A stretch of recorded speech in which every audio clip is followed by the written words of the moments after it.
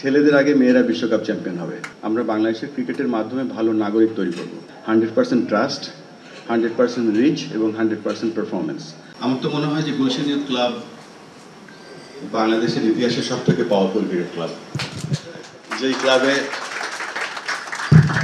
সাতজন ডিরেক্টর আছেন বাংলাদেশ ক্রিকেট বোর্ডের, যারা বাংলাদেশ ক্রিকেট পরিচালনা করেন।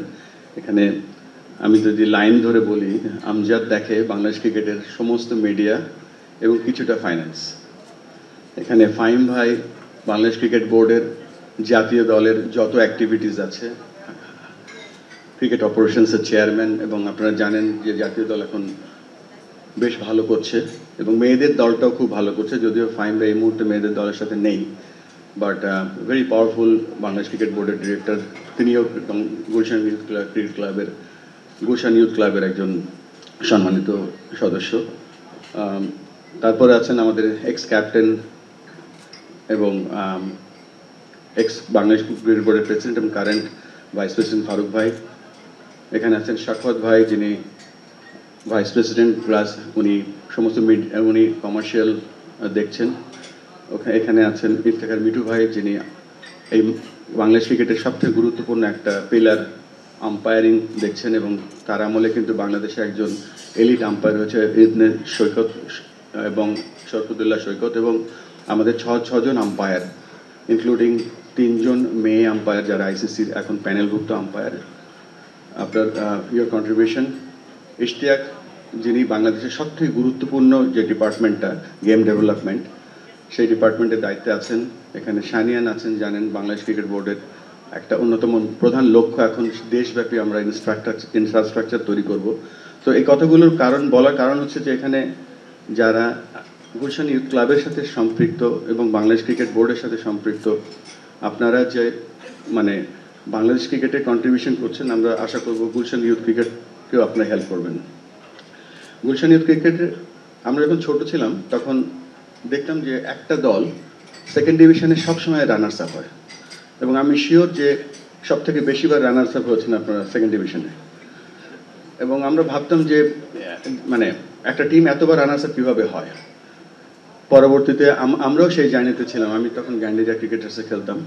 9 এবং 10 নভেম্বরে বাংলাদেশ ক্রিকেট কনফারেন্স করতে যাচ্ছি।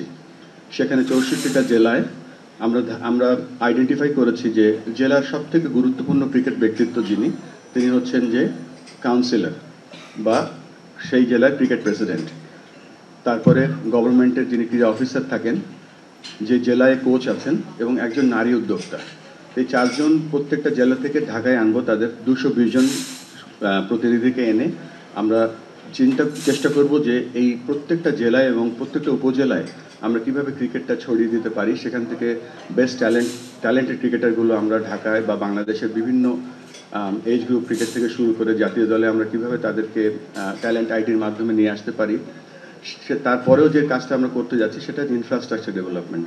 সো আমরা বাংলাদেশ ক্রিকেটকে চেষ্টা করব আমাদের এই 4 বছরের টেনিওরে আমাদের কয়েকটা টার্গেটের মধ্যে একটা টার্গেট হচ্ছে যে বাংলাদেশে শুধু আমরা ক্রিকেটার তৈরি করব না, আমরা বাংলাদেশের ক্রিকেটের মাধ্যমে ভালো নাগরিক তৈরি করব।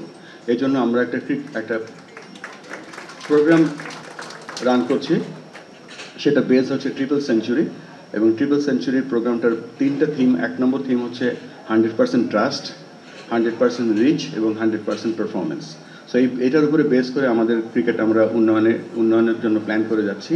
বাংলাদেশের ক্রিকেটে আমরা বিশ্বাস করি যে অবশ্যই ছেলেদের ক্রিকেট ভালো করবে, কিন্তু আমার মনে হয় ছেলেদের আগে মেয়েরা বিশ্বকাপ চ্যাম্পিয়ন হবে।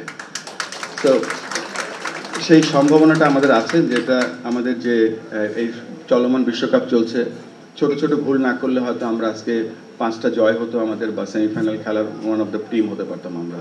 সো আমরা ভুল থেকে শিখছি, আমরা আপনাদেরকে নিরাশ করব না। জাস্ট আমাদের উপর বিশ্বাস রাখেন। আমাদের যে স্ট্রং টিম আছে, আমরা বাংলাদেশ ক্রিকেটকে এই নেক্সট 8 টেনিওরে আমরা একটা এমন উচ্চতায় ইনশাল্লাহ নিয়ে যাব যাতে আমরা বাংলাদেশ ক্রিকেট নিয়ে আমরা গর্ব করতে পারি।